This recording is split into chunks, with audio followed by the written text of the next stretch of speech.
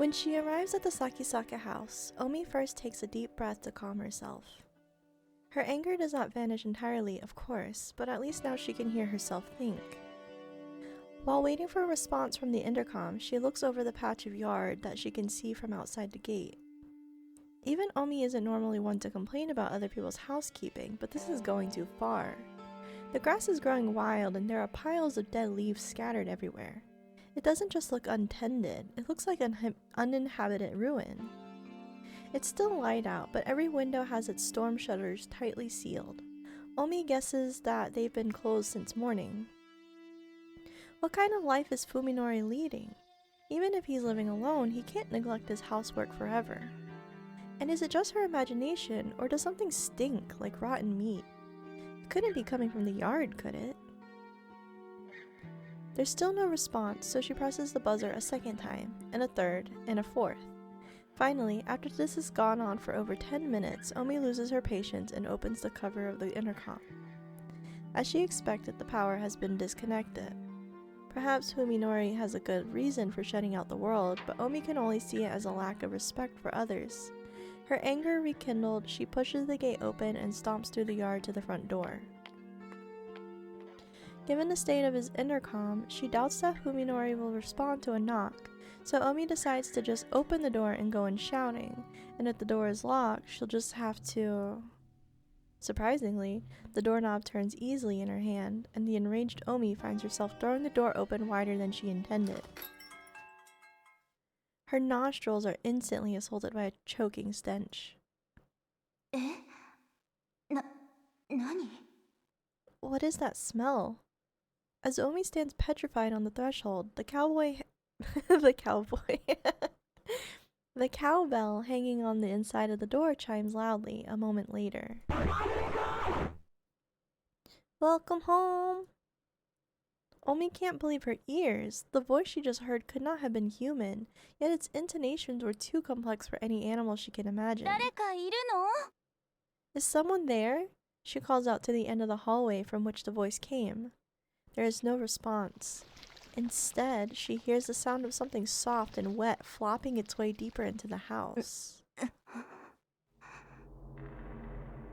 Finding it difficult to place a meaningful image to the voice she just heard, Omi stares blankly at the empty vestibule.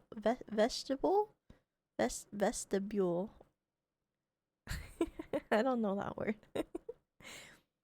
There's nothing there, not even Fuminori's shoes, which can only mean that he's still outside somewhere, wearing them.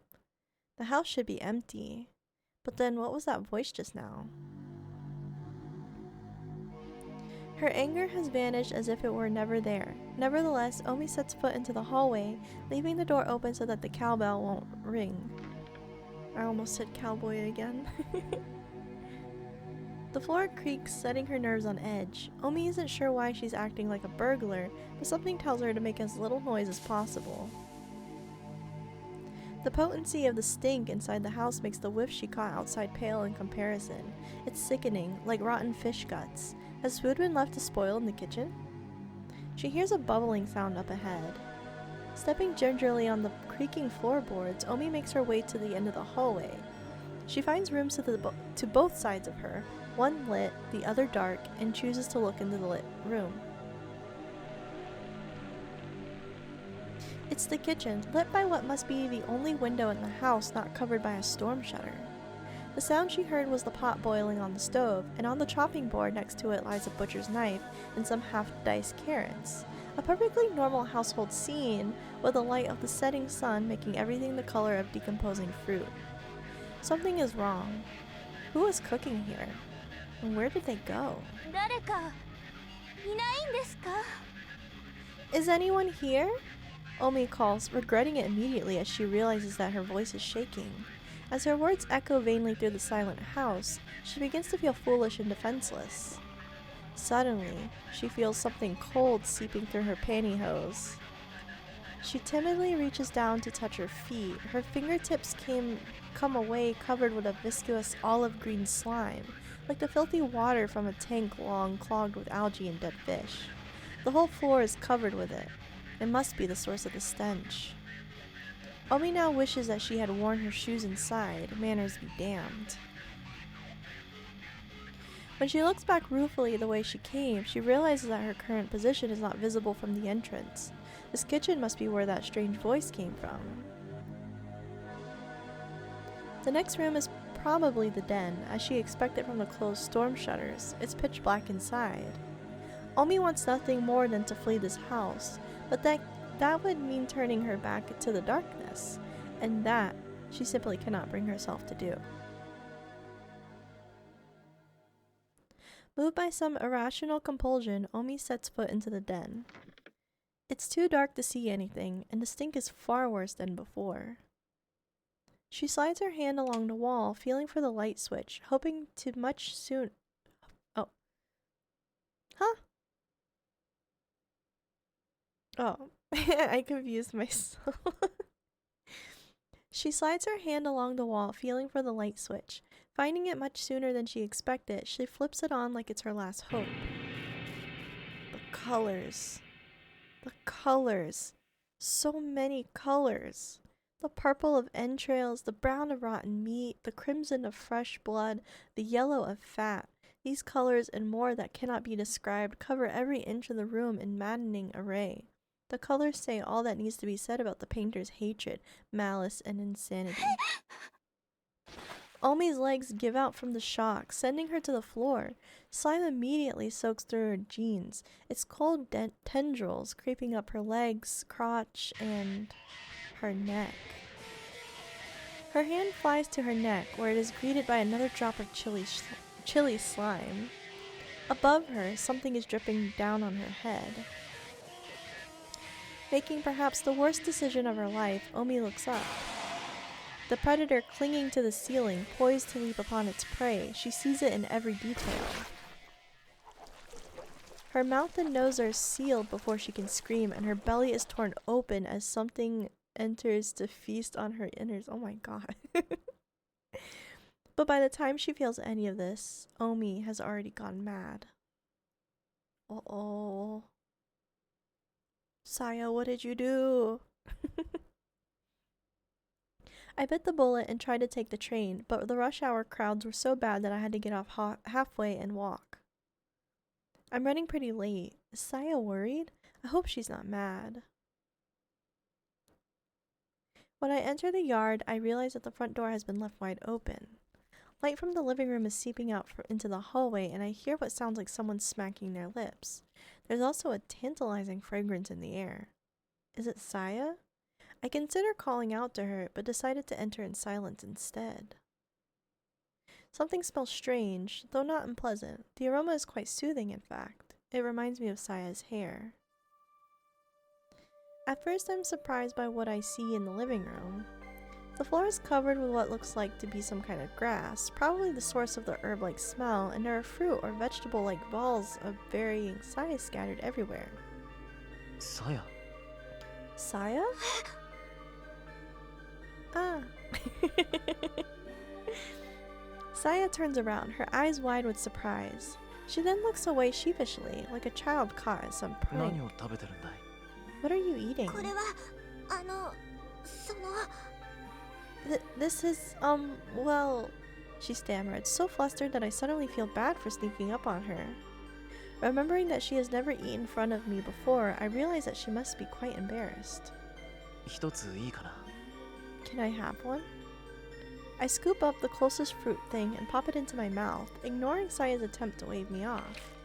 It has a strange texture, soft and pliable, like a peach or a pear. When I bite into it with my back teeth, a succulent juice fills my mouth, combined with a sharp, strong fragrance. It's unlike anything I've ever tasted. How did you make this? What did you use?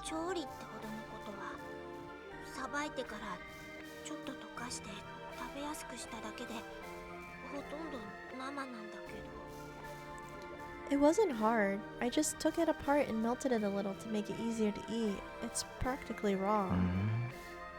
Oh? I pick up a different lump, this one consisting of fruity flesh around a hard core.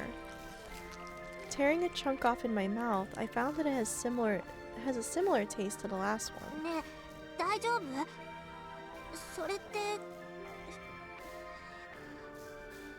Hey, are you okay?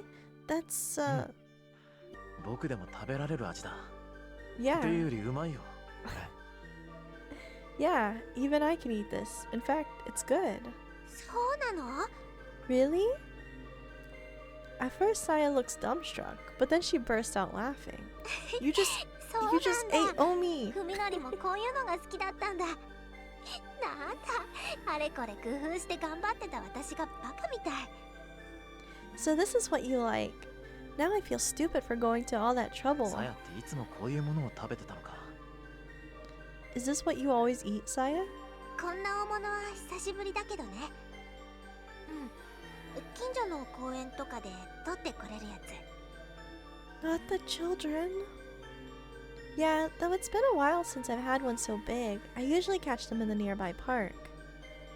There's an impressive nature preserve not too far from here. I've never heard about fruits like these growing there, but, well, of course, they only look like fruits to me. They're really something else. ごめんね。一番美味しいところはさっきさやが全部食べちゃった。 Sorry, I already ate the best いいよ、 parts. また今度で。でもこれで明日から一緒に食事ができるね。 That's okay. There's always next time, and now we can eat together. Yeah. Saya seems really happy. I'm happy too, of course. Eating with someone is much more fun than eating alone, and it makes the food taste better too. まだまだいっぱいあるし、食べきれない分は冷やせば 2,3 日は大丈夫だよ。ちょっと味は落ちるんだけどね。 There's still plenty left. It'll keep chilled for 2 or 3 days, though it won't taste as good. じゃあ早めに片付けておこうか。 Then we'd better start putting it away.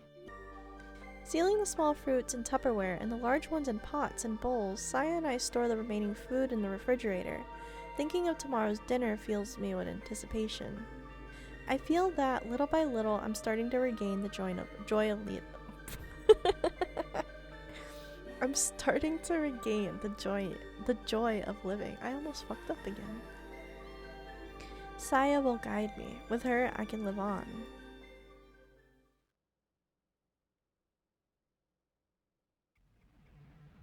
True Scary Stories Hospital Edition. Chapter 4 The Monster in the Hospital. A medical student relates his shocking experiences. Will you believe him or not? Strange things started happening at the hospital around the end of last spring. It began with patients waking up in the middle of the night, screaming. They all spoke of terrifying nightmares, and many of them had to be sedated. Some patients even transferred to other hospitals because of it.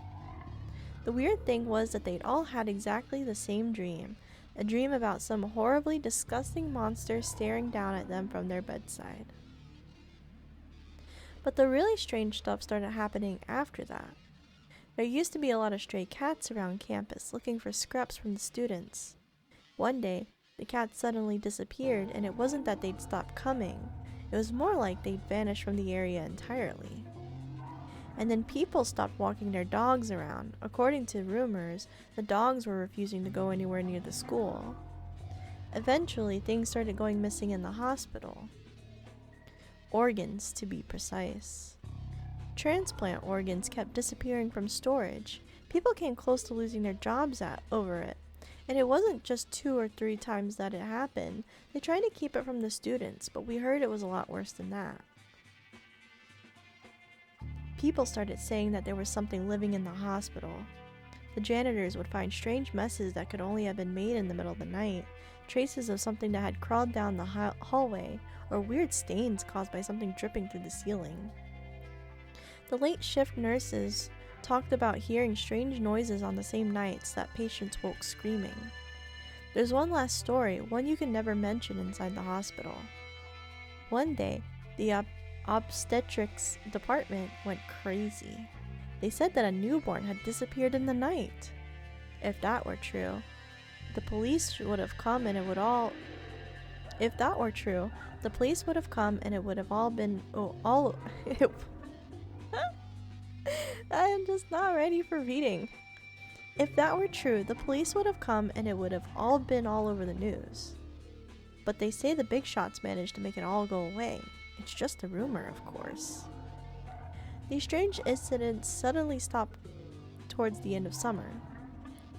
Now there are almost no patients complaining of nightmares, and the cats have started coming back to campus. But still, what happened in the hospital that summer? Even now, just thinking about it gives me the creeps. Ooh, spooky. I wonder what it was.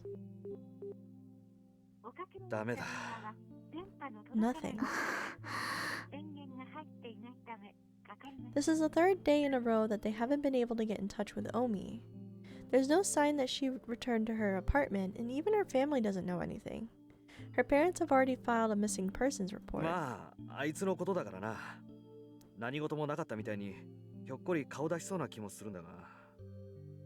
Well, you know her.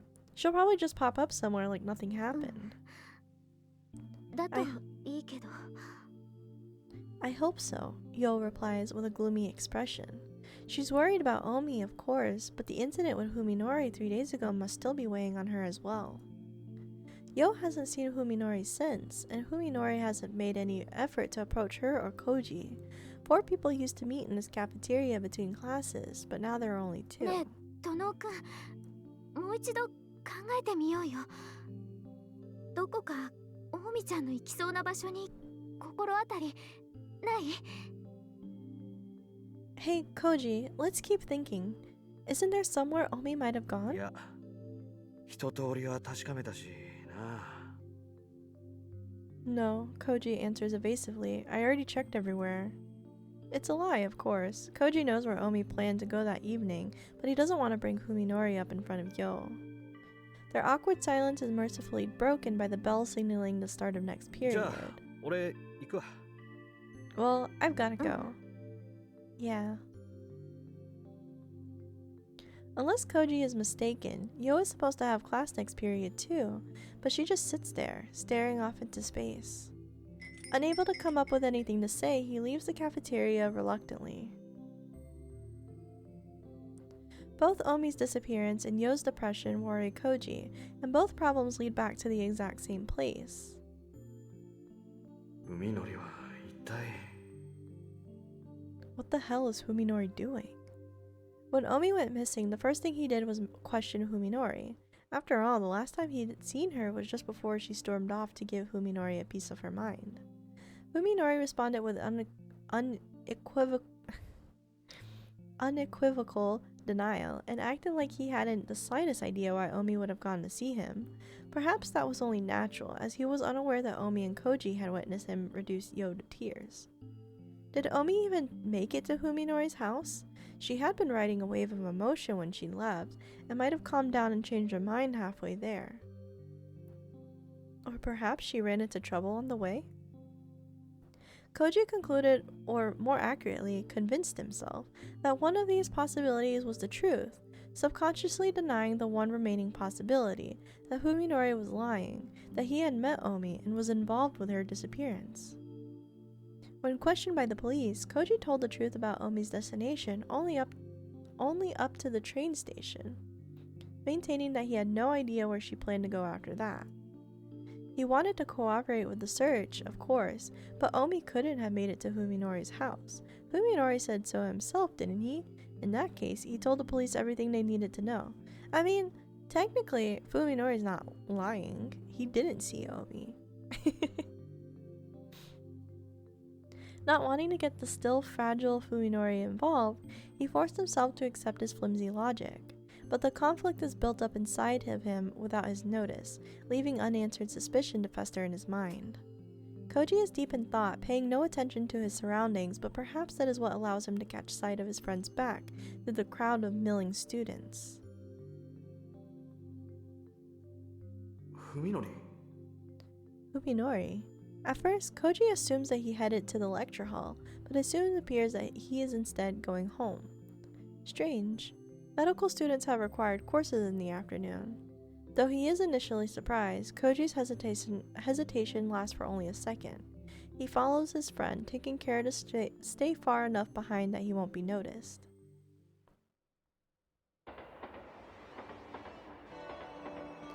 Fuminori wasn't going home, as became obvious when he boarded a train heading in the opposite direction. Koji's next guess was that he was going to see his doctor at the T University Hospital. The Fuminori rode straight through the closest station. どこに向かってる? Where is he going? At first, Koji felt ashamed for tailing his friend like this, but his conscience fell silent as Fuminori's actions grew more mysterious. The stranger it gets, the closer Koji feels to discovering the truth behind Fuminori's sudden transformation. Any knowledge would be welcome, no matter how slight. Even Koji is beginning to think that there must be more behind Fuminori's change than the accident alone. He wants a more satisfying answer, one that will help him decide whether Fuminori can still be trusted. Fuminori gets off at a small station in a nondescript suburb of Tokyo. Koji follows, trying not to lose sight of him and amid the other disembarking passengers. The area is quite desolate, with only a small bookstore, a convenience store, and a market in front of the train station. It is easy for Koji to keep Fuminori in view. This neighborhood was carved out of Fuji foothills, and here and there remain steep inclines and wooded areas that escape assimilation. Koji is amazed that such a quiet place exists less than an hour out of central Tokyo. Fuminori seems to know the streets. He moves quickly and purposefully through the suburban community, his eyes fixed straight ahead. Before long, Fuminori reaches a house. Without ringing the bell or even knocking, he opens the door and vanishes inside, leaving Koji to wonder how Fuminori can treat the house as his own. After waiting to see if Fuminori comes back out, Koji approaches the gate and checks the nameplate. Ogai, it reads. Koji has never heard of anyone by that name among Fuminori's acquaintances. Next, his attention is drawn to the thick wad of leaflets sticking out of the mail slot. This, coupled with the general dilapidated feel of the place, suggests that it has been abandoned for some time. A small playground about 2 blocks away provides an adequate vantage point from which to watch the front of the Ogai home. Unfortunately, it does not appear to be the sort of house that has a rear exit. Koji settles down on a bench to begin his stakeout. I should have brought more smokes. 1 hour passes and then another, but there remains no sign of movement around the Ogai residence. Soon twilight settles upon the neighborhood. After Koji's 1 pack of cigarettes runs out, the stakeout becomes a battle against mounting impatience. He kills time by redialing Omi on his cell and sending her short text messages, but his efforts are futile, as he knew they would be. When the sky begins to turn deep blue and the streetlights come on, Fuminori finally emerges from the house and heads back toward the station with the same hurried stride. After some brief consideration, Koji decides that right now, investigating the house is more important than tailing Fuminori. He rings the doorbell just to make sure. After receiving the expected silence in response, he checks to make sure no one is watching and turns the doorknob. The door is not locked. The moment he enters the house, stale air thick with mold and dust fills Koji's nostrils. It is the unmistakable smell of a house that has long lain untouched. There is also a faint hint of something else in the air, something reminiscent of damp sewers and fetid cisterns. Flipping the light switch does nothing. The power must be cut off. Koji uses his cigarette lighter to illuminate the immediate area. In the thick dust covering the floor, he sees several brand new trails of footprints that could only have been made by shoes, Fuminori's. Koji decides to follow suit and dispense with courtesy. He enters with his shoes on. God, it's like Clue Town over here. You leaving boot prints and probably fingerprints and hairs and skin cells. The lighter's flickering flame pushes back the deathly silence and gloom of the house. Koji is surprised to see evidence of life remaining. Everything from furniture to tableware and appliances. Nothing seems to be missing. The thickness of the dust suggests that the house has been empty for several months, which means that the owner must have left with little more than the clothes on his back. Could he have gone on a long vacation? The calendar in the den is still turned to April. Empty and silent, yet still exhibiting signs of the life that was once lived. Empty and silent, yet still exhibiting signs of the life that was once lived there. Okay. The house reminds Koji of a passenger ship entombed at the bottom of the sea. In the graveyard-like quiet, a sinister thought suddenly enters his mind. No one is living here, but that does not have to mean that the owner left. Maybe he was murdered, and his rotting corpse is right under Koji's feet. He finds himself wanting a stronger light. A flashlight in his hand would make him feel much better. Koji follows Fuminori's footsteps to the second floor, where he begins to catch the scent of paper in the stale air. It is the smell of old books, instantly recognizable to anyone who has worked in an antique bookstore or library. The first room on the second floor turns out to be a study, its towering shelves packed with such a vast number of books that Koji fears for the stability of the floor. As a medical student himself, he is able to discern at a glance that his study belongs to a medical professional, and a high-level one at that. Judging by the content of the books, a smorgasbord of technical volumes far beyond a simple student's understanding, the owner's interest lies more with medical research than with clinical practice. Fuminori must have spent most of his time here. The scattered dust suggests that he was searching for something, and the contents of the desk drawers are in obvious disarray. A small pile of books stacked on the side table catches his eye. Being next to the desk, they must have been the most frequently read. Their nature could shed some light on the character of the person who worked here. Koji frowns as he examines the 3 books. These aren't scientific texts like the rest, but old, leather-bound Western tomes like the sort you would find in a rare bookstore. The titles are meaningless to him. Traité des chiffres appears to concern semiotics, but Ars Magna et Ultima is some kind of treatise on divination? And then there's the Voynich manuscript, which looks like some sort of picture book, but when he pages through it, he finds the text utterly incomprehensible. Maybe it's some kind of cipher. Whatever they are, they clearly have nothing to do with medicine, refuting Koji's earlier guess that this O-guy was a doctor. Looking down, Koji suddenly notices the glint of something black and metallic underneath the chair. A pocket-sized flashlight, quite out of place among all these dusty books. Fuminori must have brought it in. With relief, Koji exchanges his lighter for the flashlight. Its tiny body emits a powerful white beam that casts away the darkness. His courage restored, he decides to explore the rest of the house.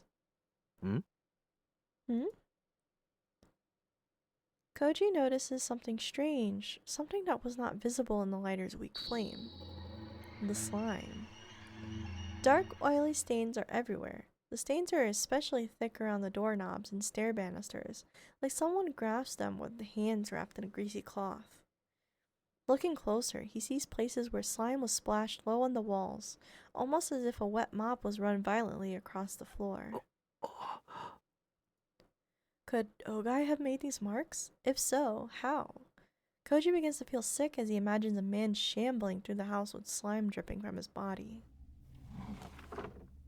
Finding the bedroom next to the study, Koji checks the closet on a hunch. He discovers 2 empty suitcases, not what one would leave behind when going on a long vacation. A sudden chill runs through him. Whoever was living here is still somewhere inside the house. Suppressing the urge to flee, Koji goes back downstairs to check the first floor. If he finds a corpse, he'll have to call the police right away. He might get away with trespassing if he reports it first, but if they find the body later, it'll be awfully hard to explain his fingerprints all over the house. The flashlight reveals to the den to be covered in even more slime than the rest of the house. The sofa looks as though it was dredged from the bottom of a swamp. In the kitchen, Koji takes one look at the sink and decides not to get any closer. He doesn't want any more fuel for his imagination. He reaches the door to the bathroom. A common scene from TV dramas flashes through his head, a body with slit wrists floating in a bathtub full of water. And wasn't there a movie where a hitman disposed of his victim in a bathtub filled with lye? Koji braces himself for the worst and opens the door slowly, then shines his light into the ceramic bathtub that appears from the darkness like a white ghost. Bones. A mountain of bones. Black with dry flesh and blood. Koji puts one hand against the wall to steady himself as his legs threaten to buckle. Something is wrong. He realizes as he tries desperately to get his thoughts in order. I'm sorry. You look at a mountain of bones and you're like, something is wrong.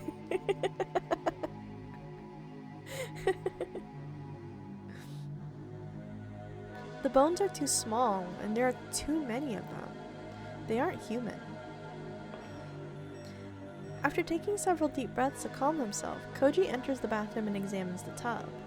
The bones are piled atop of each other like fallen leaves. They appear to be from small animals, perhaps cats or dogs. Even so, the quantity is mind-boggling. How many bodies would it take to produce this many bones? The bones have all been separated from one another, so it doesn't look like the bodies were just thrown into the tub and left to rot.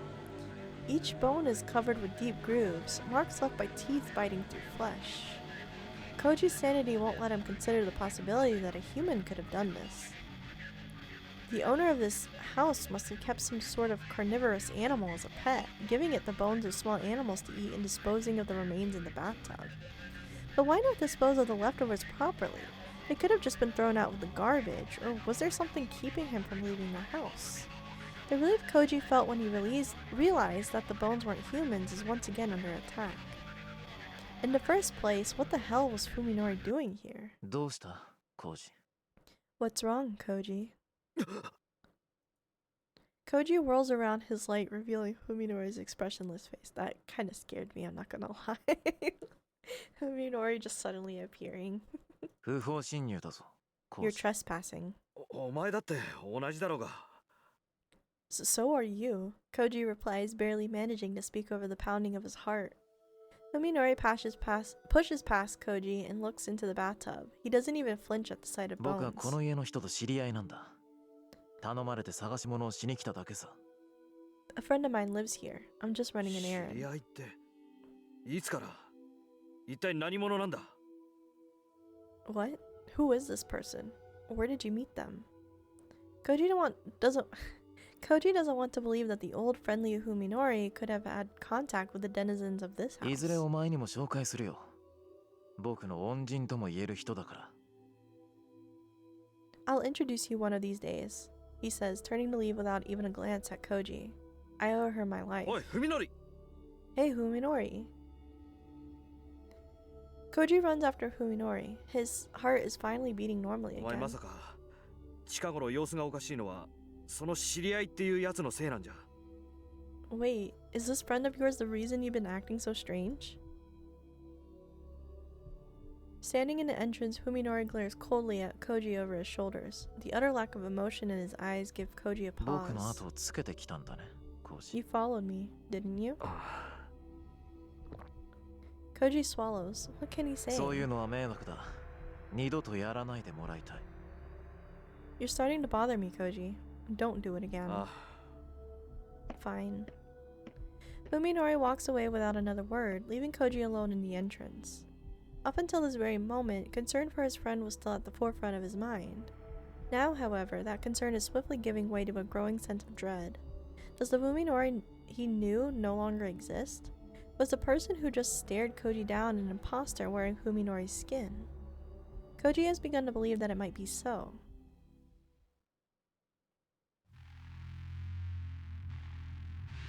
What a nuisance. Why does he insist on interfering? If he only spoke with me to exchange pleasantries, even I could bear it, but now he's sticking his nose into my business just to satisfy his curiosity. Koji is a perfect example of someone who thinks that it's always good to take an interest in other people's affairs. He probably thinks that he's doing me a favor by prying into my life. He couldn't be more wrong. If he keeps this up, I might have to find some way to deal with him. Like Saya said, I had to keep my search for Dr. Ogai a secret. Koji could ruin everything. I didn't have time to fully investigate the Ogai residence today. At this rate, it'll probably take several days just to go through the study. Saya didn't believe that I'd find anything to help with the search, but I think there's still a lot to explore. Who knows what I'll discover? The problem is Koji. He knows about the house now. Will he make things difficult? Excuse me, a hair-raising voice calls as I'm about to pass through my gate. Suppressing a shudder, I put on a fake smile and turn to face the writhing mass of rotten flesh that is staring at me with bulging eyes.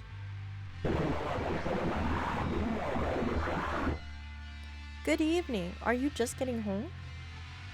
ええ、まあ Yes, I am. Ah, of course. This is my next door neighbor, Suzumi, a middle-aged painter, I think, who spends all day at home while his wife works. I haven't had much contact with him since the accident. Why is he suddenly talking to me now? Have you gotten used to living alone? ええ、はい。おかげさまで。 Yes, thank you for your help.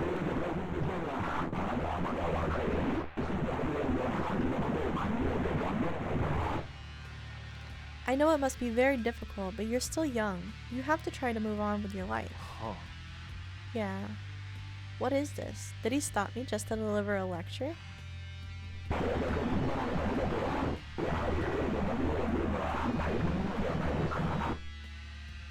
With such a big house, it must be hard to take care of everything by あ、まあ yourself. そうですね。苦労してます。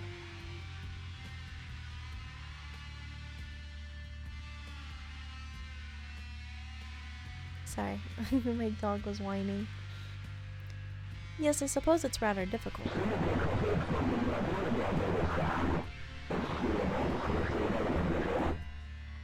Why not hire a caretaker? Didn't your father have one? ええ。でもまだ学生の身ですし、高いのは限りがあるんで、そういう浪費はちょっと。 I'm still a student. I can't really afford the expense.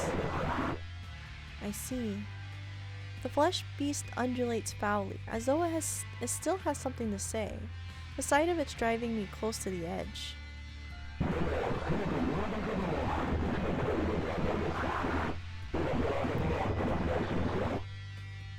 Even so, don't you think you should at least tend to your yard? I'd be happy to help. あ、いえ、お構いなく。一人でもなんとかなりますから。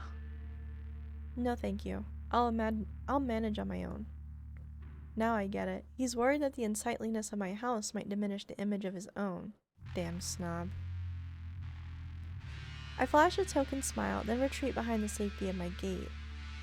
I can feel Suzumi's eyes boring into my back all the way to the front door. Why won't everyone stay out of my life? I just want to live together with Saya, alone where no one will ever bother us.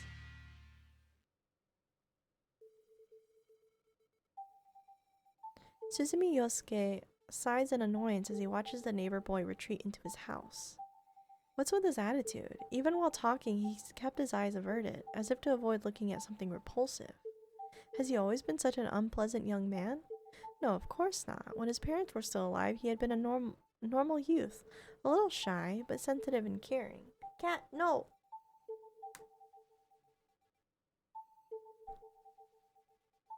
It must be the stress of his sad situation. If it continues to build, he might start to develop serious mental problems. Or is it too late already? I was just thinking. I was like, I think it's too late, buddy. I think that ship sailed. Yosuke wonders as he gazes warily at the Sakisaka yard.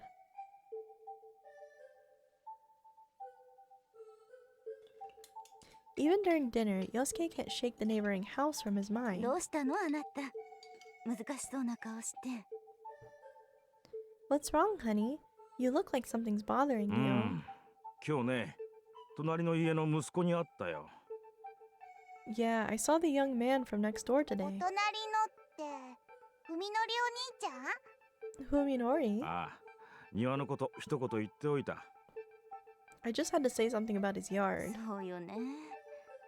せめてあの匂いだけはどうにかしてもらいたいわよね。I know. I wish he'd at least do something about that smell. The stink coming from the Sakisaka house grows worse each day, and the Suzumi family is at its wit's あ end. の草むらの中に死んだ猫でもいるんじゃないかしら。でも住んでいて気づかないのかしらね。あの匂いに。Could there be a dead cat in his bushes? He must notice the smell coming from his own yard. まさかとは思うが、生ゴミをそのまま庭に捨てているんじゃあるまいな。Maybe he's leaving his garbage out そ there. んな、いくらなんでもそこまで。 He wouldn't. いや、今の様子だとやりかねん。一日中ずっと雨戸を閉め切って何をやってるのかもわからない。どういう暮らしをしているのやら。 No, I wouldn't put it past him. Who knows what he's doing in there all day with the storm shutters closed? What kind of life is he leading? お兄ちゃん、頭おかしくなっちゃったのかな。 Did he go crazy? これヒロミ、そういう言い方はダメよ。Now, Hiromi, you mustn't say things like that. いや、あれは本当にちょっとどうすぎてる。ひょっとしたら品質強か何かかもしれんな。 Honestly, with the way things are going, I'm starting to wonder if he's gone paranoid or something. 大丈夫なのそれ。Will he be alright? 早く自覚して医者にでも行ってもらわんことにはなんともな。 Unless he gets help soon, who knows?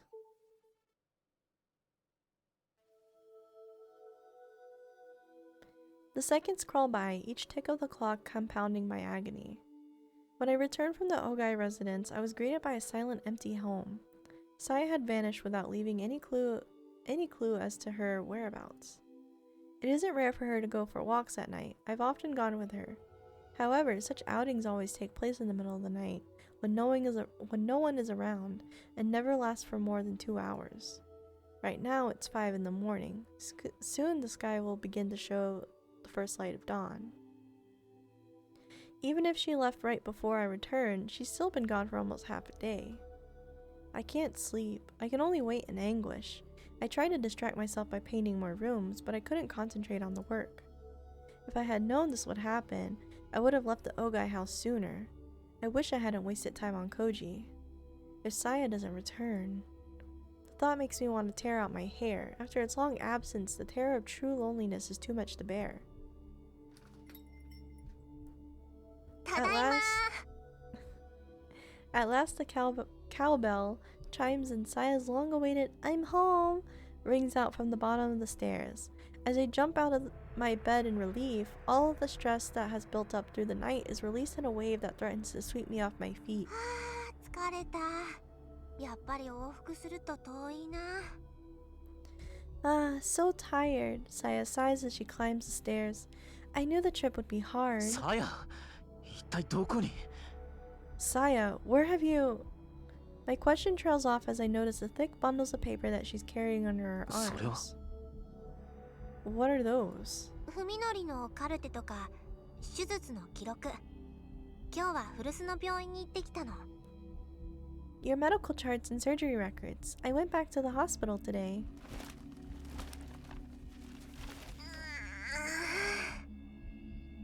Saya drops her bundles on the floor, sending papers flying everywhere, then pulls her favorite cushion over and collapses into it, stretching luxuriously. こんな夜中に T 台から歩いて戻ってきたのか。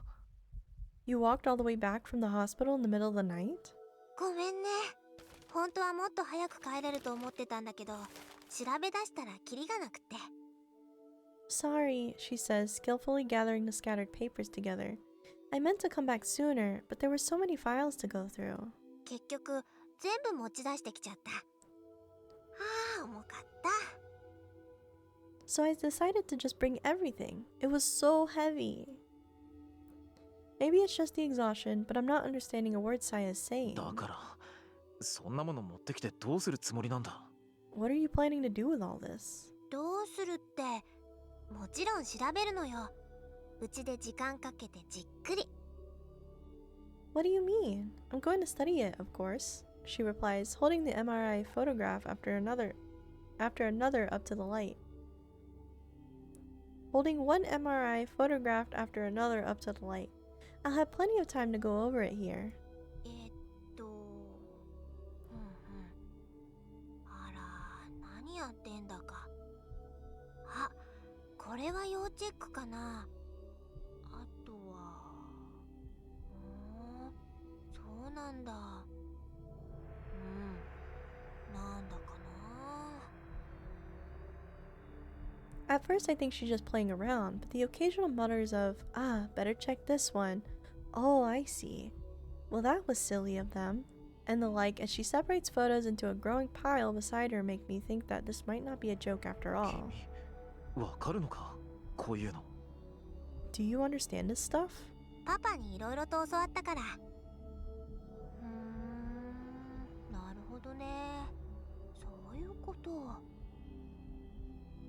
learned a lot from Dad. She flashes me a grin, then returns to the papers. So that's how it これ is. じゃいつまで経っても直せないよね。 No wonder it can't be fixed. 直せないのか。 It can't? 人間のお医者さんじゃね。 Not by a human doctor. I can't tell if she's being serious. 私でもまだちょっと難しいかな。いろいろと試してからでないと。 Even for me, it'll probably be tough, she says offhandedly, even as her hands continue to shuffle papers. I'll have to experiment first. Watching more closely, I realize that her eyes are scanning each page rapidly. So rapidly, in fact, that I was unable to notice it at first. Could Saya actually be reading my charts? なあ、さや。 Hey, Saya. ん？ Yeah?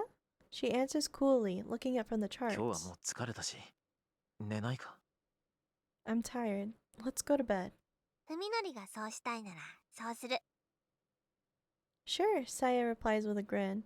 If that's what you want. Saya tosses aside the paper she was sorting, then leaps on me and begins to tear off my clothes. おい、 Hey, ねえ、寝る前に一回だけ。 come on, Ne- just once before bed, okay? まあさや、こう毎日続けてちゃ体に毒じゃないのか。 Hey, Saya, don't you think it's unhealthy to be doing this every day? え、文則、どこか具合が悪いの？ Huh? Are you sick? いや、僕は別に。ちゃんと大人の体になってるし、平気なんだけど。でもさやはまだ。 No, not me. My body is all grown up, but you're... 平気だよ。 Don't worry. She laughs playfully as she pushes me onto the bed, the familiar sweet sensation of her weight and skin rendering me 平 helpless. 気なわけないだろ。今まで否認もしてないってのに。 Oh! But I am worried. We haven't used any contraception. 文則はさ、さやに子供を産ませるの嫌？ Luminori, she whispers, staring straight into my eyes. You don't want me to have your children? How can I respond to that? いやも何も。さやみたいに小さい体じゃ無理だって。母体の負担ってのは大変なんだぞ。 It's not that. Your body is too small. Pregnancy is a serious burden, you know. 文則が心配してることって割と的外れなんだけど。 She gonna give, like, they're gonna have babies and they're just gonna be like tiny little Cronenbergs or something.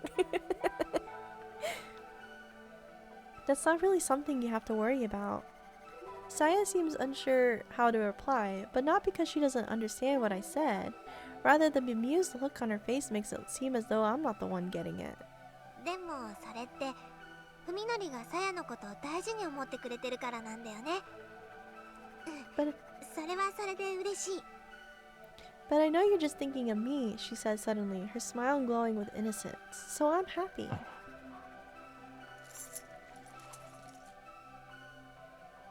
By the time I break the spell of her angelic smile, Saya has undone my belt and is removing my pants.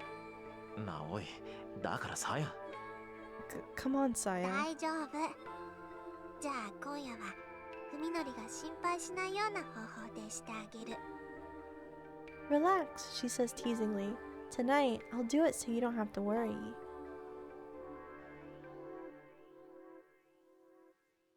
As she finishes, she looks up at me, smiling like she just pulled the greatest prank of her これ life. だったら文則だって心配ないでしょ？ See? You don't have to worry if I do it like this. いや、まあ。 Oh, well, what am I supposed to say to that? ねえ、ダメだった？こういうのだと気持ちよくない？ Hey, was it bad? It didn't feel good? Hearing the sudden nervousness in Saya's voice, I hastily stammered. そんなことない。十分に良かった。 Of course it felt でも good. さや、何もあんなもの飲み込まなくたって。 But Saya, you didn't have to do that. そんな。あれはさやにちょうだいよ。 What? But I want it. Suddenly distraught, Saya clings to me like a child who's just had her candy ふ stolen. みのりのは一滴だって残さずに欲しい。さやの中に出してほしいの。 I want you inside me. 中にって Inside you. So Saya really does want to bear my child.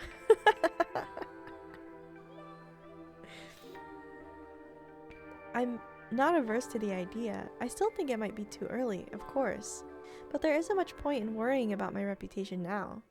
Assuming that Saya and I will be left alone, I even welcome it. ふみのりは嫌？ You don't like it? She gazes up at me pleadingly. How can I resist? 嫌なんかじゃないさ。さやさえそれでいいのなら僕だって。 I do like it. As long as you're okay with it, so am I. Saya smiles with relief and burrows contentedly into my ふ chest. みのり大好き。 I love you, Fuminori, she purrs softly. With her body draped over mine, I become even more aware of how light and delicate she is. Can this tiny girl and I really live as husband and wife? I feel a pang of self-loathing at the question. How can I still be afraid after all that's happened? Saya's feelings are so earnest. How can I not accept them? I need to resolve once and for all to rid myself of the useless trappings of morality. Saya and I are all that matters. There's no point in worrying about what others think anymore. Although I suppose I should still talk to Saya's guardian, of course. I need to find Dr. Ogai as soon as possible.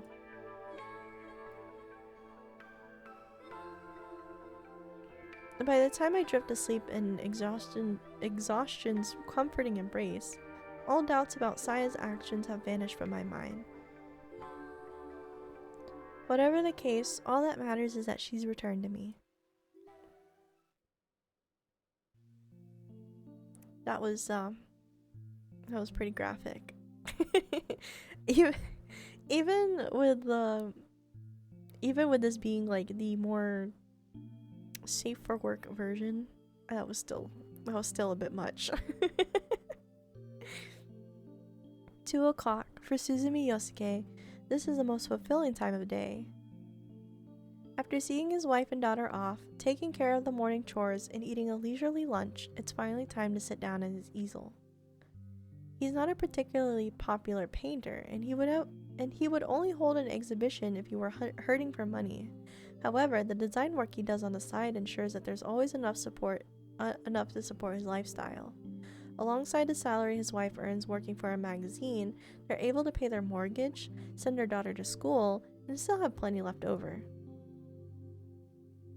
Yosuke's life is perfect, leisurely, and absent of want. He loves his house, considering it the symbol of his success. When he mows the lawn, polishes the windows and floors, and cleans the kitchen, toilet, and bath, he feels the same joy as he does when washing his own body. Just as he knows the length of his fingernails and a time since his last meal, he also knows everything about his home's condition, the status of every door, the freshness of every flower, the amount of ice in the ice tray, every last detail. This is his pride, and when he sits in his studio smelling the turpentine and knowing that each element of his house is in perfect order, he feels the ultimate satisfaction. While trying to find the right combination of paints on his palette, he suddenly feels thirsty, but soon remembers that there isn't much orange juice left in the refrigerator. In fact, it's almost about time to stock up on the bath additive and powdered soap. He could get everything at the supermarket when he goes to shop for dinner, but it'll probably be quite heavy.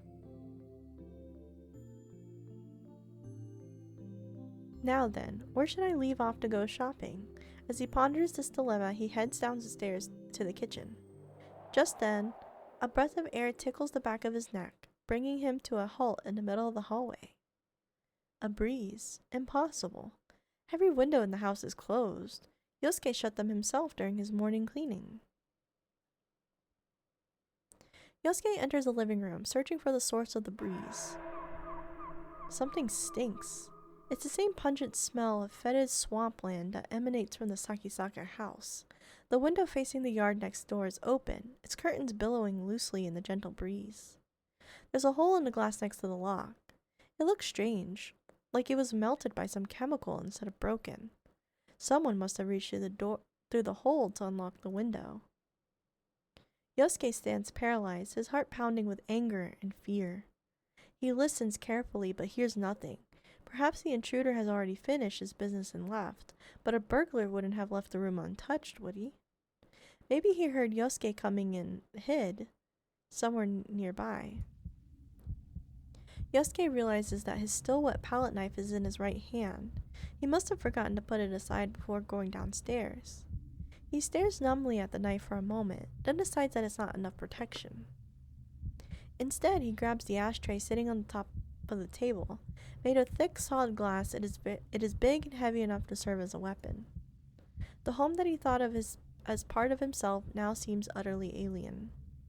Keenly aware of the thumping of his heart, Yosuke looks around the living room and sees little that could be used as a hiding place. The intruder must have gone either to the guest room or to the dining room to the kitchen. The kitchen is close to the stairs. If there had been movement, Yosuke would have noticed it when he came down, which means that the guest room is the most likely place. He shuffles over to the guest room door and prepares to slide it open. But what is that stench? Could the breeze alone carry something so foul? It's as if the door is... It's as if the odor is coming from inside the room. He readies his ashtray and throws open the door. The straw-matted Japanese-style room is empty. There's a closet, but no one could fit in there. So the intruder already left. Yosuke relaxes, the exhaustion of sudden relief coming over him. And that is when something seizes his ankle. The instant he freezes in shock, his leg is yanked out from under him, sending him crashing to the floor. Stars explode behind his eyes as his head smacks against the door rail. The hand, if it can even be called that, wrapped around Yosuke's ankle, extends all the way back to beneath the living room sofa. There are barely 5 centimeters between the sofa and the floor. Whatever is hiding there, it can't possibly be human. Nah! Before the screaming, Yosuke can regain his footing. Countless hand-like appendages seize his arms and legs, rendering him helpless. Calm down, don't be scared. As a hideous voice burbles in his ear, something cold and soft crawls atop him. Yosuke can't even scream, his terror is so great.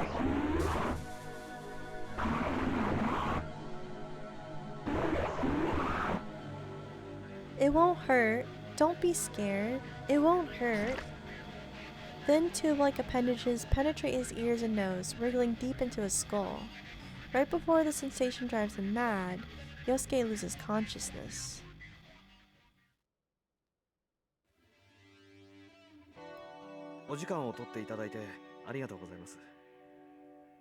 Thank you for taking the time to see us, Koji says, his humble bow concealing his surprise at the doctor's youth. Even without her light makeup, she wouldn't look a day over 30. She must be quite talented to be a leading neurosurgeon at such a young age. いいのよ。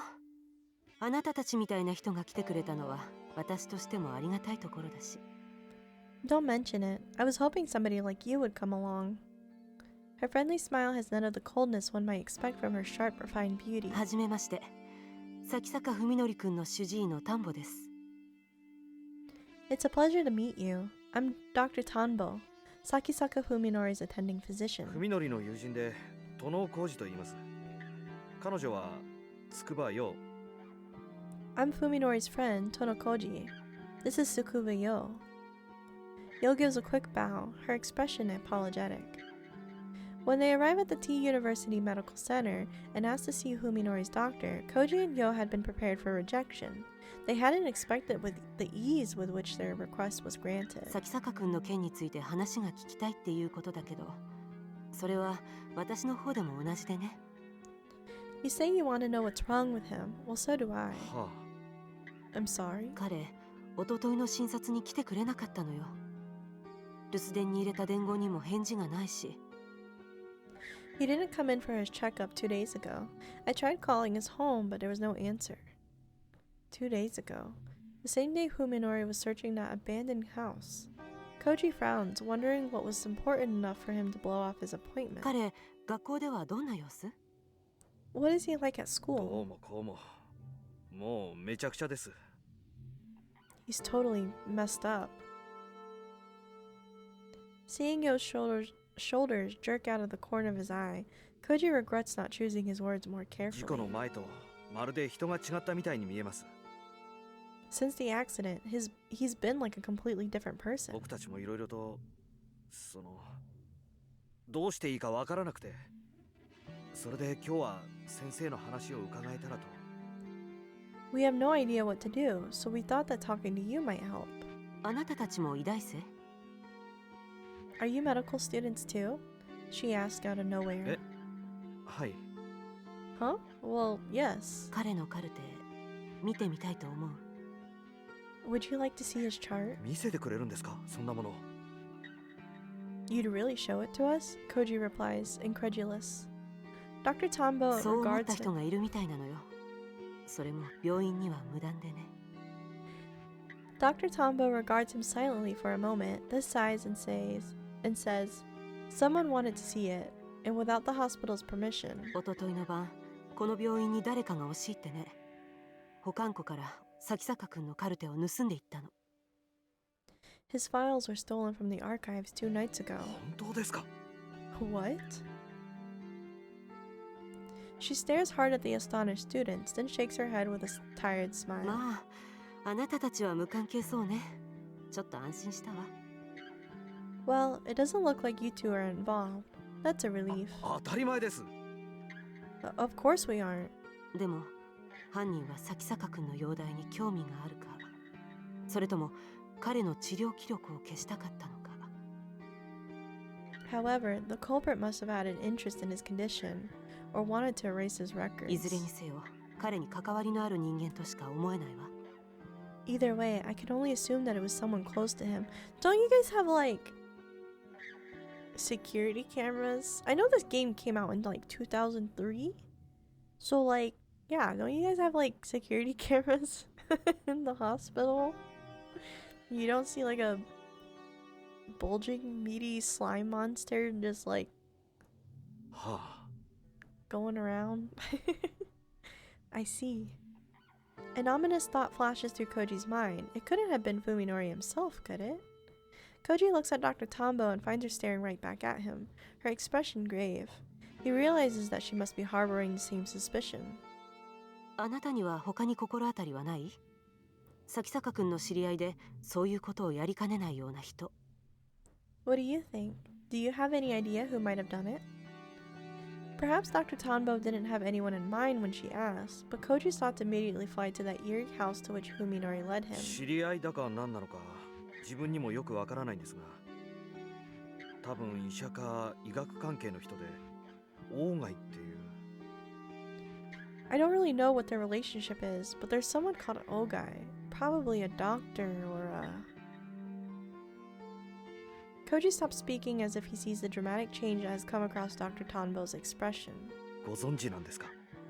You know Dr. Ogai? 咲坂くんがその男といつどうやって知り合ったのかわかる？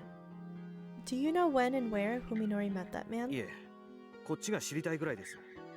先生、一体何者なんですか？あの鴎外っていう人は。 No, that's what I'd like to know. Just who is this Ogai? After remaining silent for some time, Dr. Tombo loses a heavy sigh. いいわ。その気になれば簡単に調べがつくことだし。鴎外正彦はうちの大学にいた教授よ。 Alright, it's not like you couldn't find out on your own. Ogai Masahiko was a doctor teaching at this いろい hospital. ろと不祥事があって半年以上前に免職になったけど。 He was dismissed over 6 months ago, however, following certain 不 incidents. 祥事って一体何を？ What incidents? What did he do? そこから先は部外者に話せることじゃないわ。どのみち咲坂くんには何の関係もないことよ。 I can't say anymore, and anyway, it has nothing to do with your friend. Koji has no argument with which to answer Dr. Tombo's flat rejection. However, he can't shake the feeling that this Ogai person is the key to unraveling the mystery surrounding Fuminori. 先生、もしかしたら咲坂文則は刑事事件に関わっているかもしれないんです。Doctor, he says, making up his mind. Fuminori might be involved in a crime. At this sudden declaration, both Yo and Dr. Tombo raise their どういう eyebrows. こと？ What do you mean? 彼を訪ねていったっきり行方不明になってしまった人間がいます。もちろん文則は否定していますが。 A friend of ours went missing after going to see him. Fuminori denies any involvement, of course. それってオミちゃんのこと？ You mean Omi? Koji is unable to bear the shock in Yo's voice. つくば。君には言えなかった。 Sorry, Sakuba. I couldn't tell you. Dr. Tombo is frowning, her expression even more serious than その before. オーガイという人物が今文則の関心の焦点になっているらしいんです。 Right now, this Ogai seems to be the center of Fuminori's 彼が attention. 何者で文則が彼の何について探っているのか、それが分かれば少しは事情が見えてくるかもしれません。 If we know who he is and what Fuminori is looking for, we might start to see the whole お picture. 願いです先生、教えてください。この病院で一体何があったんですか？ Please tell us, doctor, just what happened at this hospital. Dr. Tombo hesitates for some time, refusing to make eye contact, but she finally shakes her ごめ head. んなさい。こればかりは私の一存で話せる事柄じゃないの。 I'm sorry. This is not a decision I can make on my own. 先生、 Doctor, でも少しだけ待って。私は私なりにいろいろと調べてみる。放っておける状況じゃないのはよく理解できたから。 give me some time. I'll do my own investigating now that I know how far this has gone. お願いします。 Please. Koji is out of options. All that's left is to trust this young doctor. It's frustrating, but a friend's rights only go so お far. 互い携帯の番号を交換しておきましょう。何か分かったら連絡するわ。あなたたちも何か新しい動きがあったらすぐに私に教えて。 Let's exchange cell phone numbers. I'll call you if I learn anything, and you call me the moment anything changes. ええ、わかりました。 Alright. わかりました.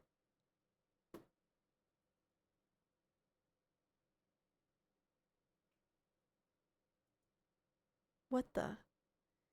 What happened to me? Yosuke's awareness returns slowly, as though rising from a bog. He's cold. No, hot. Something itches, like tepid tongues and cold slugs crawling over his skin. What the hell's going on? Timidly, he opens his eyes. What? It's everywhere. The thing that attacked him in the living room, it's everywhere. Terror shatters Yosuke's sanity. Wah! He throws off the thing lying atop him, but his wild flailing sends him crashing to the floor. But is it really the floor? The long, wriggling fibers of what should be the carpet are winding themselves around its fingers. The floor is made of worms. He tears his limbs free of the worms and tries to stand, but loses his balance and tumbles to the floor again. The worms immediately swarm over his body. Where am I? Where did that thing take me? Yosuke crawls across the worm-ridden floor toward the only exit from the pulsating room. When he gets outside, however, all he can see is blood, bile, and rotten meat. There's no place to run.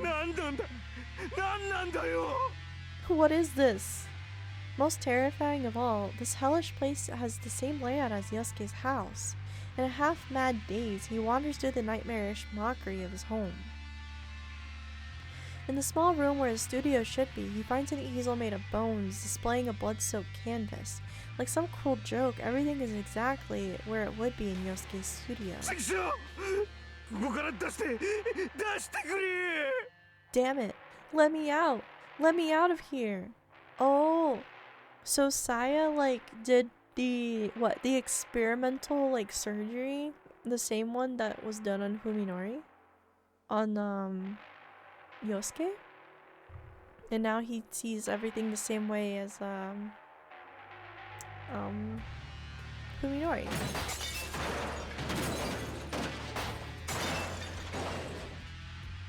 That scared me. Howling, Yosuke lashes out against everything within reach. The easel of bone shatters, driving splinters in his fist. He feels the pain but does not want to wake from the nightmare. If this isn't a dream, then what is it? When his strength gives out, Yosuke falls to his knees, sobbing. For the first time in his life, he prays. The sound of the door opening and closing grates on his ears. Downstairs. The front door. Is someone else here? We're home! Yosuke trembles at the blood-curdling sound. It's that thing again. The monster has returned. Daddy, we're home! Where's dinner?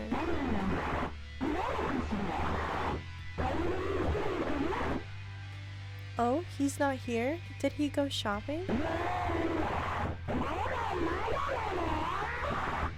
When can we eat? Yosuke hears the sound of something slimy sloshing its way up the stairs. Even as he cowers in terror, he slides his trembling hand across the floor and grabs one of the bones from the broken easel. The tip of the bone is nice and sharp. If he holds it in both hands and puts his weight behind it, he might be able to use it to defend himself. Oh no! He's gonna kill his wife. Honey, are you home? The monster's growls are getting closer. Holding his breath, Yosuke presses his back against the wall next to the door. The pounding of his heart is like thunder in his ears, so loud that he fears that creature might hear it. He knows it will eat him if it finds him again, but it's all he can do to keep from crying. At last, the door creaks open. Honey? Yosuke leaps on the creature as it enters, fear turning his roar into a high-pitched scream. The flesh beast is covered in sludge and vile juices, but before horror can paralyze him, Yosuke brings his bone stake, stabbing down. The monster screams as the stake pierces his chest and punches through to the other side. It falls back, writhing in agony. The sight of its pain sets Yosuke's blood on fire.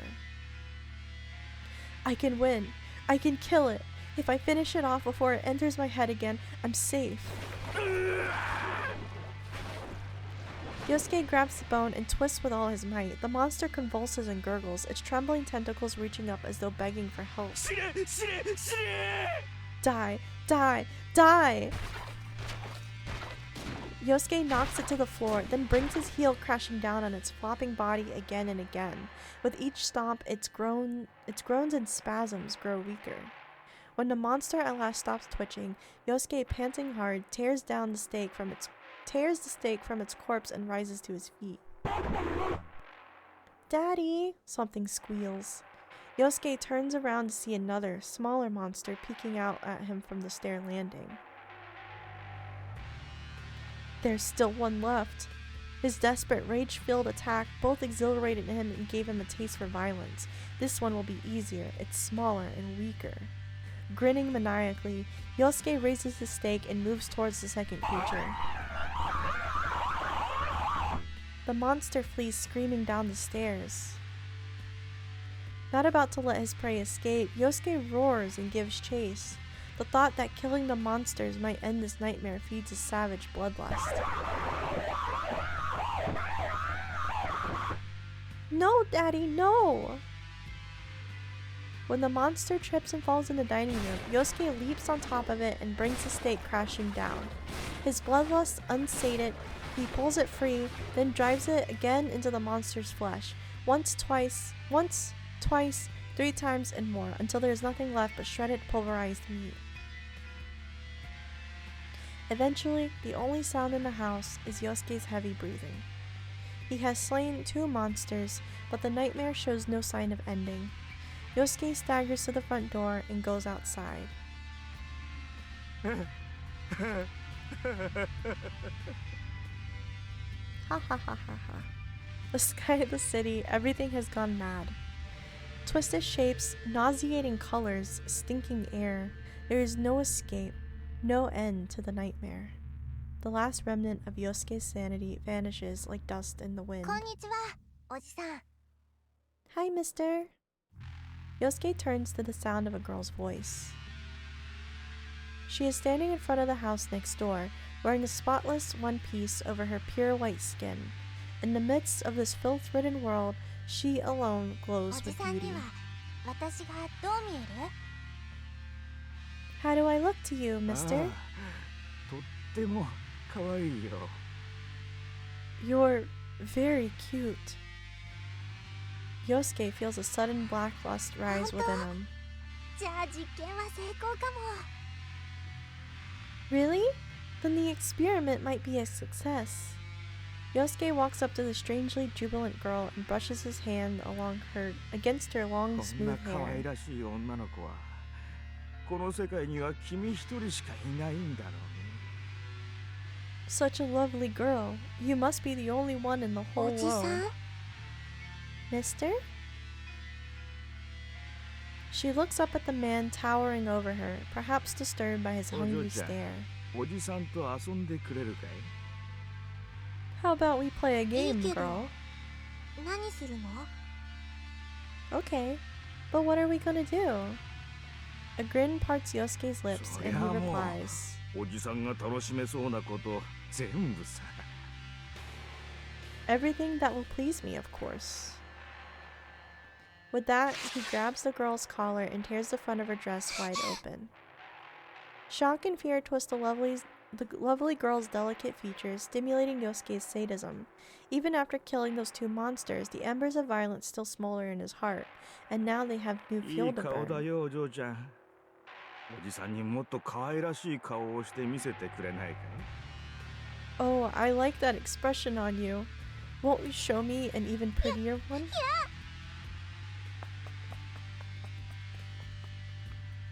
The terrified girl flees into the Sakisaka house. Yosuke runs after her, feeling the joy of the hunt. 来ないで！ No, stay away! Even in desperation, she has no hope of outrunning his longer stride. Yosuke charges down the hallway and catches up to her in the kitchen. He grabs her from behind and wrestles her to the floor before she can resist. 話して！そんな、どうしてなの？ But let me go! Why? Why are you だ doing から言っ this? ただろう。お嬢ちゃんが可愛らしすぎるからだって。 Like I said, because you're too cute. Enjoying the sensation of her thin arms struggling futilely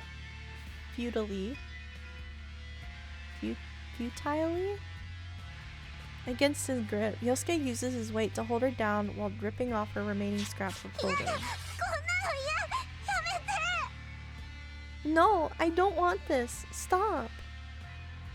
Yosuke stares at the smooth, perfect body of the girl flopping beneath him.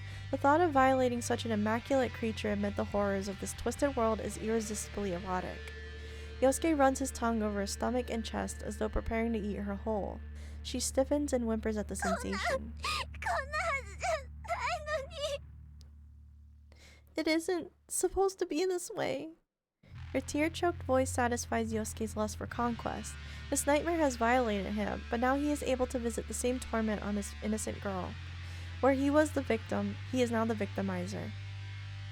Night-night. Cat, stop it. The release he feels is intoxicating. No, stop! I'm scared! Fuminori! Oh, where'd the voice acting go? I haven't even done anything yet. Putting his mouth close to the sobbing girl's ear, Yosuke whispers, If you're this scared already, how will you scream when I put it in you? Stop! Help me, Fuminori. Fuminori, where are you? Come protect your bitch! As always, the sights of the city grate on my nerves. Today, however, I don't feel as much hatred as I usually do. I have grown more accustomed to my condition, but that is not the reason for today's high spirits. My search of the Ogai house has finally borne fruit. When I pulled all the drawers out of the desk in the study, I found an envelope stuck between the desk and the wall. It must have fallen off the back of the writing tray. Inside were 3 outdoor photographs. I couldn't recognize the scenery due to my condition, but I'm pretty sure that they showed 3 buildings. Scrawled on the back of each photo was an address. Nagano Prefecture, M Village, Tochigi Prefecture, S-Town, Shizuoka Prefecture, H-Town. None of the names is familiar, so they must be way out in the countrysides. The photos are all dated more than 10 years ago. I don't know why they were taken or what they mean, but maybe Saya will be able to make some sense out of them. In any case, this is something that even Saya missed while she was living in that house. I wonder how she'll react when I show her what I found. Saya. I want so badly to see her. The thought of her waiting for me speeds my footsteps. When I step through the gate, I see that the front door is wide open again. This is the second time this has happened. Upon entering the house this time, however, the sound of Saya crying chills my blood. And it's not just her. I also hear low, wet grunting. There's no time to take off my shoes. I race down the hallway, propelled by a terrifying premonition. A monster in my house, and it's attacking Saya. The filth oozing from its body spreads across her skin as it moves with animal ferocity. She looks at me with tear-filled eyes, calls my name in a weak, breathless voice. Fuminori, help! Rage erupts inside me like black lava. The monster stops gorging itself on Saya's body and turns its head to look at me. Surprised by my own composure, I slip past it and grab the meat cleaver sitting next to the sink. Without a moment's hesitation, I slash at the monster's face. It screams and staggers away from Saya. My attack must have blinded it because it flails its tentacles widely as it tries to drive me away. My bloodlust still unsated, I calmly seize one of the appendages and plunge my weapon twice more into its quivering flesh. The blade enters its body with fascinating ease. Each strike sprays my face with its blood. As I carve the monster to pieces and savor its hideous screams, my mind is finally consumed by rage. No mercy. I'll see this monster suffer for what it's done to Saya. I give myself to the fury, howling at the top of my lungs as I slash and slash and slash and slash. Even after the flesh beast stops moving, I keep slashing until I realize that I can no longer feel pain. Cursing myself for killing it so quickly, I stab the cleaver into the floor, snapping it in half. When my thoughts finally begin to regain some cohesion, I find myself still digging the broken knife into the floor. The monster is gone, but pieces of it are scattered everywhere.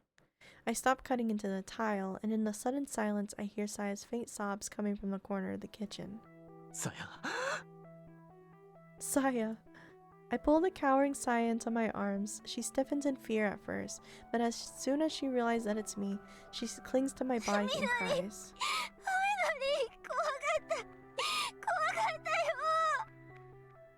Fuminori, Fuminori, I was so scared, so scared. I don't know what to say. I can only keep holding her. This should have never happened to Saya. Everything in this twisted world is to blame. Yes, including myself. I couldn't protect her. If I'd been here, then maybe I could have prevented this. I'm sorry. I'm sorry, she says again and again in a voice choked with tears. Not wanting to hear that from her, I pulled her head into my chest. Don't say that, Saya. It's not your fault. I try to reassure her, but she shakes her head vigorously in denial. No, it is. I did it. I don't understand. What is she saying? You did what? この人の頭の中をふみのりと同じ状態にしてふみのりが感じるのと同じように世界が見えるようにしたの。 I messed with his brain, she answers, glancing at the dismembered monster with her swollen eyes. I made the inside of his head the same as yours. I made him see the world like you do. It takes me some time to understand the meaning of Saya's words. What? But how? Finally regaining her composure, Saya responds to my confusion in a low voice. そういうことができるの。他の生き物の体を組み替えたり調整したり。I can do stuff like that. I can change the bodies of other living 私に things. 生まれつき備わってる能力なの。 I've had this ability since I was born. どこをどういじればいいのかはその生き物によってまちまちだから、ちゃんと勉強してからでないとダメだけど。 Every organism is different, so I have to study them in detail before I know how to みのり change の脳 them. に何があったのか私は下調べして分かってたから。 By doing some research, I figured out what happened to your brain. 同じことができるかどうか他の人で実験してみたの。 So I wanted to see if I could do the same thing to someone else. そんなことを。 But そう why? すればみんなみのりみたいに私に優しくしてくれるようになるかと思って。 I thought that if everyone were like you, they would all be kind to me. My heart aches at the loneliness in her voice as she confesses her そ sorrowful れなのに wish. この人は全然優しくなんかなかった。 But that man, he wasn't kind さ at やの all. ことをいじめたいって壊したいって言ってあんな。 He said he wanted to hurt me, break me, and he... She starts crying into my chest again, unable to say any more. I gently rub her back while trying to get my jumbled thoughts together. What is Saya, that she can do such a thing? The answer is beyond me. However, there is one thing that I can answer, here and now. Saya is 僕がさや mistaken. に優しいのは僕が事故に遭ったからだって、そう君は思ったんだね。 You think I'm kind to you because of the accident? Yeah, she nods sadly. I smile and shake my 違 head. うよ。それはただの始まりでしかない。 You're wrong. That was only the beginning. そんな簡単なことじゃないんだよ。 Our relationship is the sum of so 僕 much とさやが more. 出会って、それから二人で過ごした時間のその一日一日の積み重ねが今の僕らの関係を作ってるんだ。わかるかい？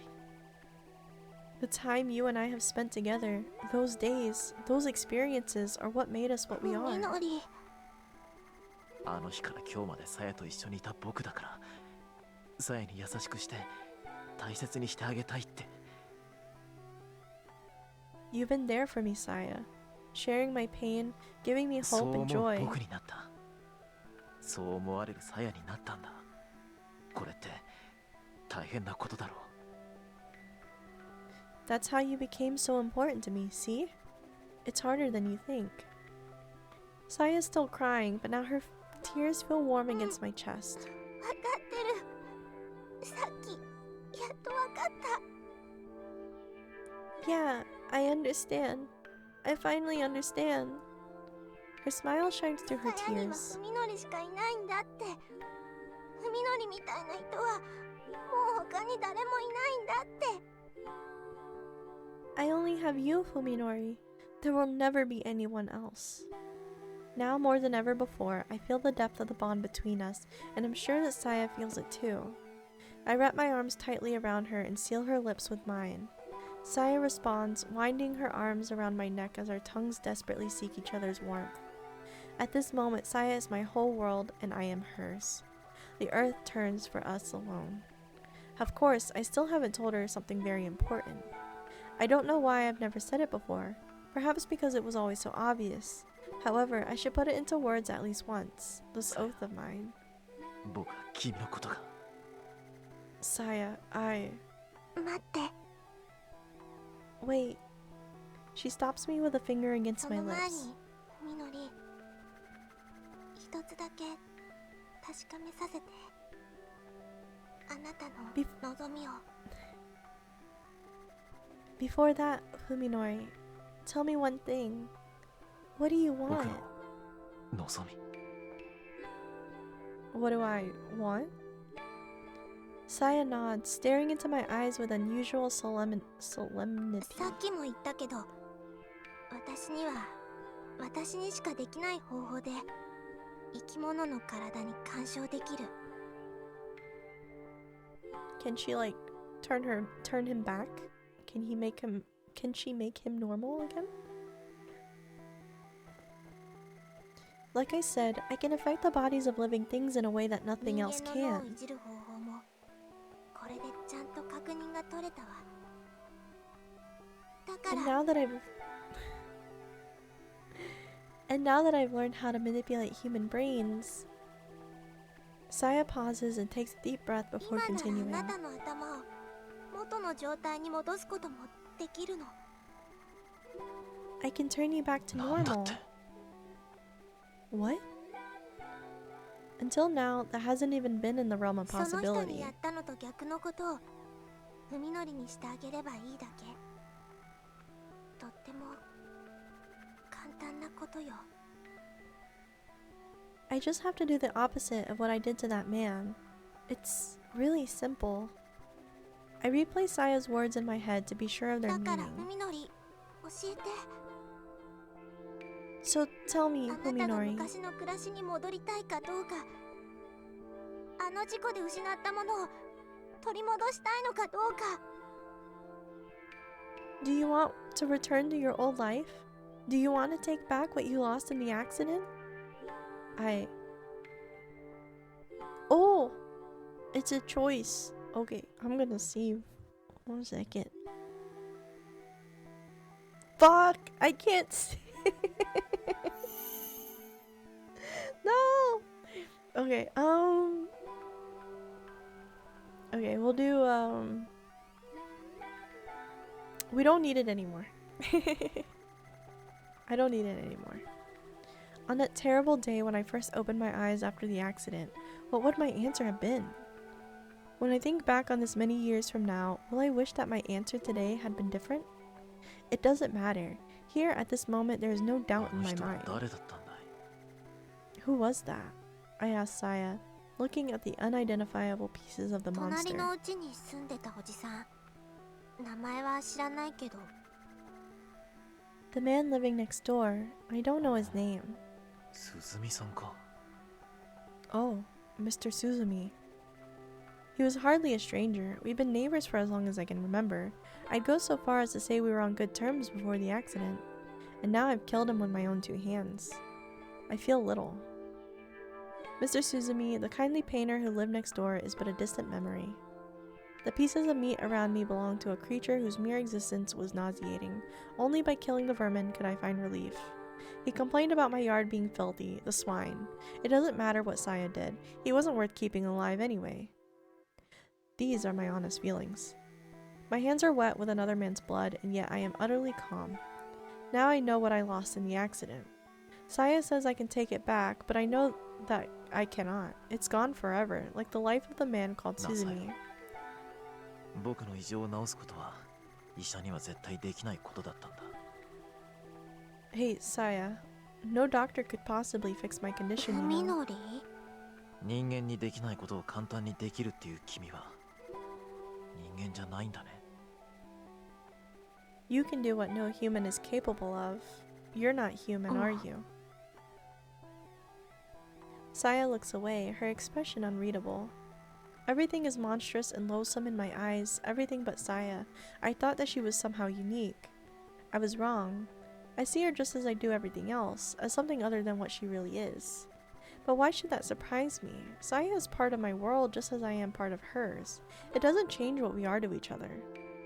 I stand and walk over to Suzumi's dismembered 昔読んだ corpse. 漫画でさ、事故から生き返ったせいで世界が当たり前に見えなくなる男の話があった。今の僕みたいにね。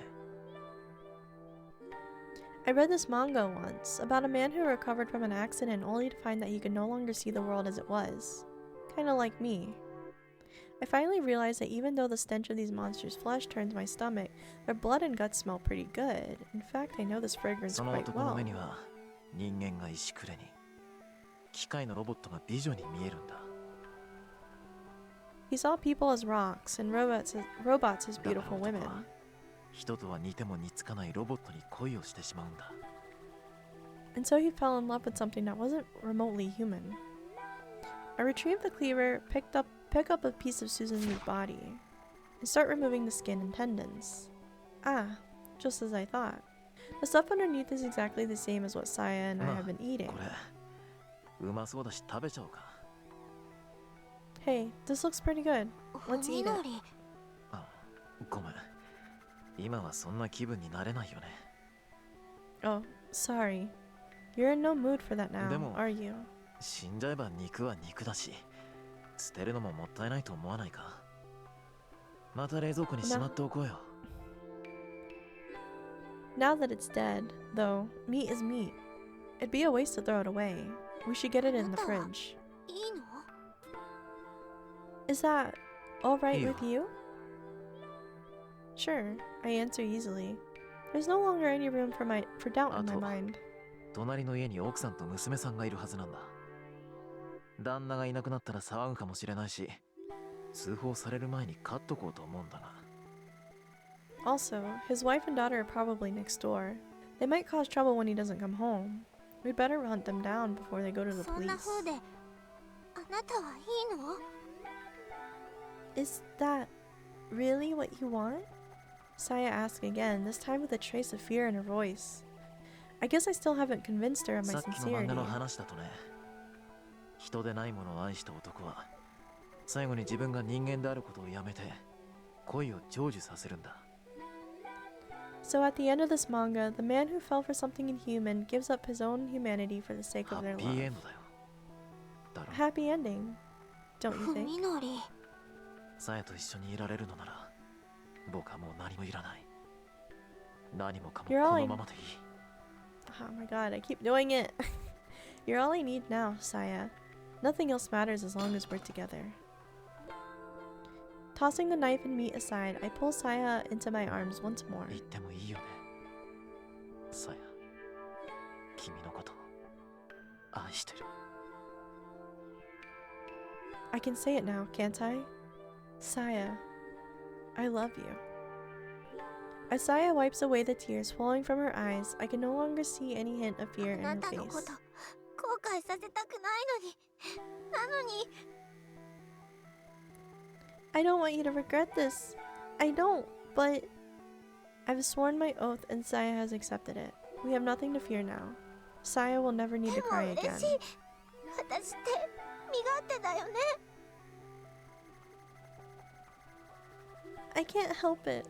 I'm so happy.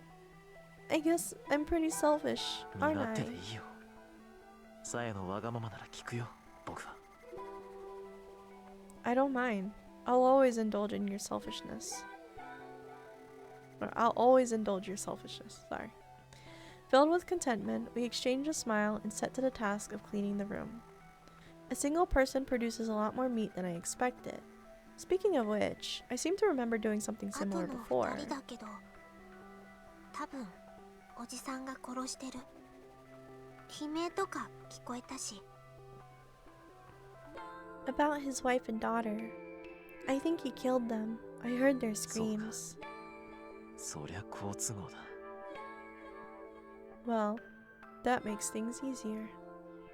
After we finish here, we should go gather the meat from the Suzumi house. That should be enough to hold us for a while, and we can use their refrigerator to store what won't fit in ours. It's all coming together. Saya and I will be just fine.